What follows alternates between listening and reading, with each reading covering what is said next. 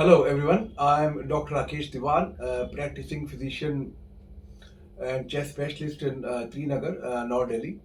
So today I want to talk about a very common problem, a cough that doesn't go away. So many people think that cough is a normal. If a cough lasts more than 8 weeks, it's called chronic cough, and it should not be ignored. So let me explain some common reasons for long-lasting cough in simple words.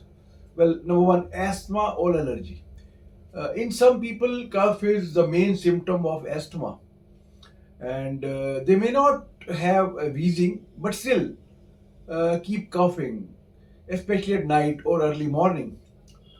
Number two, cough after infection.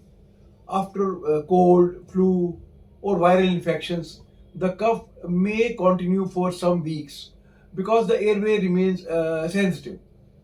Number three, acid reflux called GERD, gastroesophageal reflux disease. Sometimes acid from the stomach comes up into the throat. This can cause a frequent cough, throat irritation, or cough at night. Smoking or number one is smoking or passive smoking. Smoking damages the lungs. Even staying around smokers can irritate the airways and cause long-term cough. Number five, we can say lung or airway disease. Conditions like COPD, chronic obstructive pulmonary disease, repeated infections, or other lung problems can also cause persistent cough.